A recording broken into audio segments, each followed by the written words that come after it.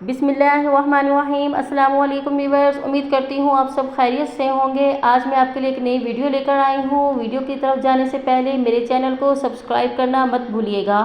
आज मैं आपके लिए कुछ किचन के टोटके लेकर आई हूँ, कुछ ऐसी टिप्स लेकर आई हूँ जो किचन में आपको बहुत फ़ायदेमंद साबित होने वाली है। खाना बनाते वक्त या किचन की सफाई करते वक्त आपको इसका बहुत ज़्यादा फ़ायदा होने वाला है। चलिए चलते हैं अपने टोटकों की जानिब। हाथों से मिर्चों की जलन दूर करने के लिए आपने क्या करना है, गंदम का थोड़ा सा आटा लेना है और आपने साबुन के साथ आटा भी हाथों पे लगा के अच्छी तरह से इसको मसलना है और तकरीबन 2-3 मिनट के बाद आप इसको वॉश कर लें। इससे हाथों की जलन जो है मिर्चें वगैरह काटने के दौरान हुई है वो ख़त्म हो जाएगी। और अगर आपका हाथ आग से जल गया है तो आप टूथपेस्ट लगा लें, इससे भी जलन आपकी ख़त्म हो जाएगी। एल्युमिनियम की चीज़ों पर से दाग धब्बे ख़त्म करने के लिए पिसा हुआ नमक पहले खुश्क और फिर गीला करके रगड़ें। ऐसा करने से चंद मिनट बाद दाग धब्बे दूर हो जाएंगे। इससे एल्युमिनियम वगैरह की अशिया पहले की तरह चमकने लगेंगी। फ्रिज से बदबू का ख़त्म करना।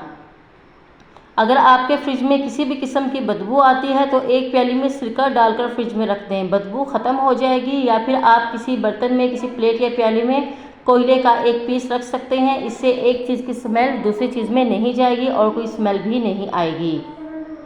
प्याज काटते वक्त आंखों से पानी ख़त्म करना। जितने भी आपने प्याज इस्तेमाल करने हो इनको रात को प्लास्टिक की थैली में डालकर अच्छी तरह से थैली बंद करके फ्रिज में रख दें। सुबह आप इन्हें काटेंगे तो बिल्कुल भी आंखों से पानी नहीं आएगा और आपकी आंखों का पानी ज़ाया होने से बच जाएगा।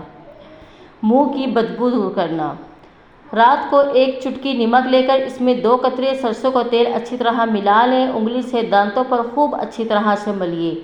मुंह को ढीला छोड़ दें ताकि गंदा पानी निकल जाए। बगैर कुल्ली किए सो जाएं, पानी बिल्कुल नहीं लगाना। इससे दांत भी साफ और मसूड़े भी मजबूत होंगे और आपके मुंह में किसी भी किस्म की जो आपको स्मेल आ रही है वो भी ख़त्म हो जाएगी। ये टोटके आपको बहुत फ़ायदा देने वाले हैं और यकीनन आप जब इसे इस्तेमाल करेंगे तो आपको पसंद भी आएंगे। और प्लीज़ आप मेरे चैनल को सब्सक्राइब करना मत भूलिएगा। शुक्रिया। अल्लाह हाफिज़।